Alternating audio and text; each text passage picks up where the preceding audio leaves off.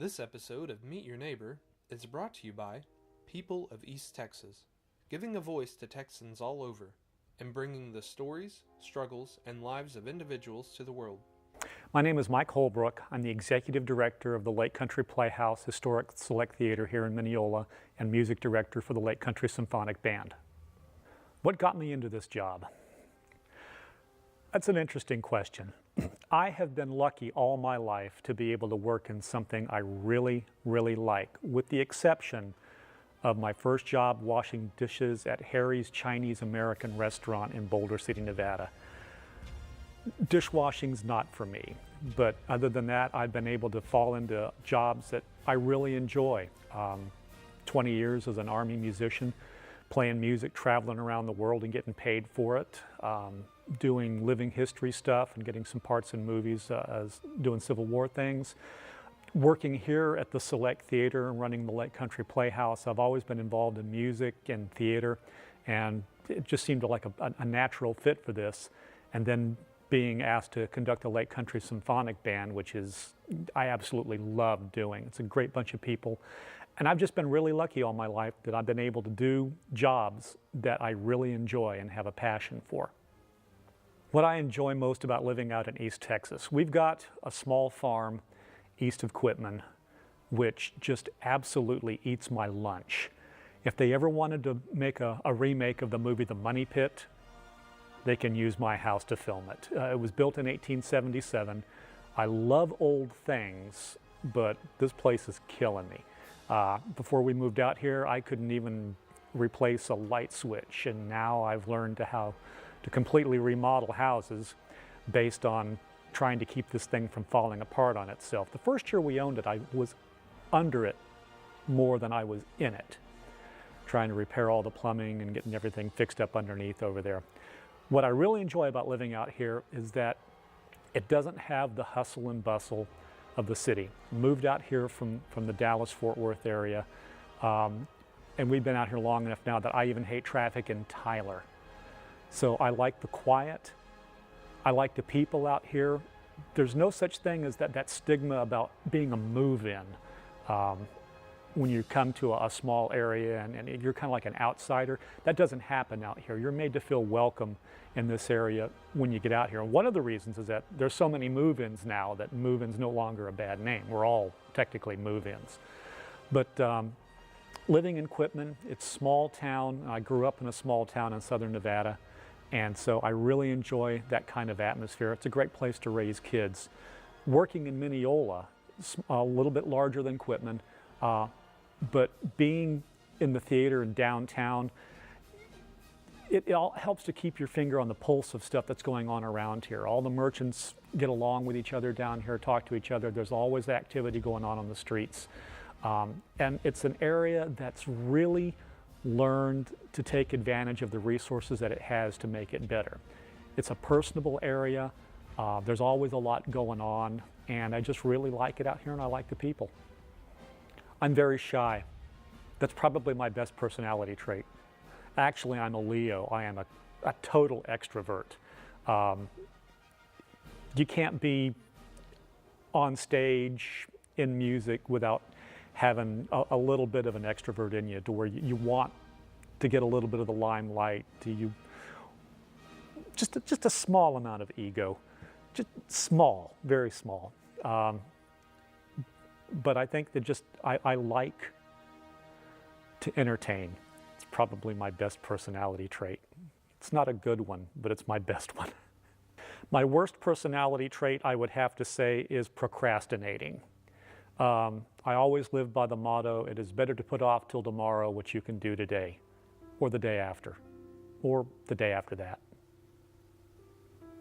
The best piece of advice I've ever been told I actually read in a book. Robert Heinlein's science fiction classic, Starship Troopers. Somewhere during the basic training phase of this book, when they're being trained to go after the bugs, which are the protagonists, or excuse me, the antagonists in the book, the hero is taught the phrase, if you're going to be in the band, it is better to carry the small stick than the large drum. which I have found to be excellent advice. If you think about it, if you're going to do something, do it right to the point to where it becomes easy to do, and it's a labor of love instead of a labor of Hercules. The thing I'm most proud of in my life is my music.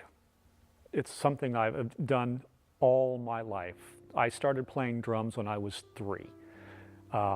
I built my first set of drums out of coffee cans with different levels of marbles in it, which would control the different pitches. And I've always been a natural drummer. Then when I got into school, taking band and then being able to turn that into a 20-year career, and just being part of an organization, it's a completely, I don't know how to describe it. When you're a part of an organization and you're all working together to create something, and that something brings joy to somebody else, the audiences that sit there and enjoy the music. No matter how many times you perform a piece, it's never the same twice. There's always the human element that maybe the conductor takes something a little faster, a little slower. You put a little bit more feeling into a part. I don't know, there's just something as a collective whole for a band or a musical ensemble to create and put that out there for somebody to enjoy. Regrets, something that I didn't get to do. I think maybe I always wanted to be, after I enlisted, I wanted to be a band master, and take control of a band. But really, having been enlisted, that one really didn't bother me all that much. I really don't have a whole lot of regrets. I've just taken life by the throat and lived it.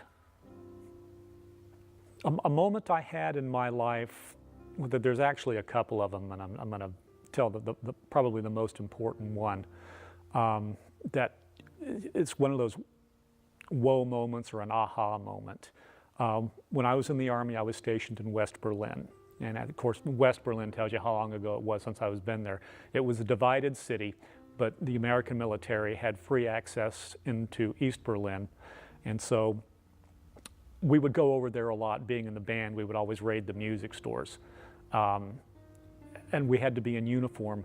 And we were in the Karl Marx Platz one Sunday afternoon, and this elderly German woman came up and with absolute tears in her eyes asked why the Americans couldn't have gotten there first.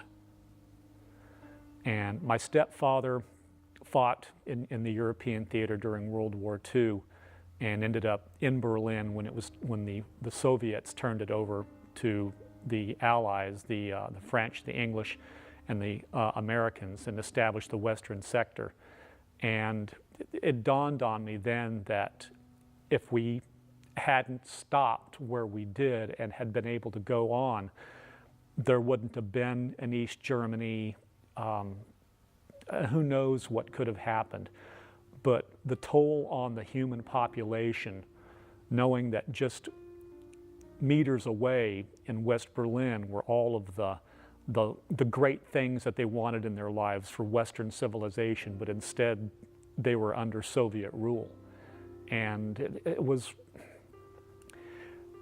a real rough moment, because she just put her heart out there and said, why couldn't you guys have gotten here first? And we started thinking about that for the rest of the day, and you take a better look around at all of the things that were going on in East Berlin, and really how gray and dingy everything was, as opposed to just being on the other side of the wall, the glow of the lights of modern Western civilization. Because really it was a little backwards, about maybe 10 years back behind times in East Berlin. And so it was really an aha moment. The other one where you get an aha moment or a whoa is standing in the middle of a street in Pamplona, Spain. And there's barricades on all of the side streets that come in, and you're standing there with a bunch of friends and several hundred other people that you don't know. You're wearing a white shirt and a red bandana and a red beret. And you're waiting for the bulls to come around the corner, because you're going to run with the bulls. And I'm pretty sure the guys I was with, if we'd all just looked at each other and one of us had said, this is really stupid, we would all have agreed and headed for a wall and gotten some help climbing over. But no, we just stayed there and waited for the bulls, and it was the fastest 50 yards I ever ran in my life. We said, we're done, and we hit the wall, and people pull you up over, and you stand there and watch the other idiots run away from the bulls. Dumb, stupid, never again, but I've done it once.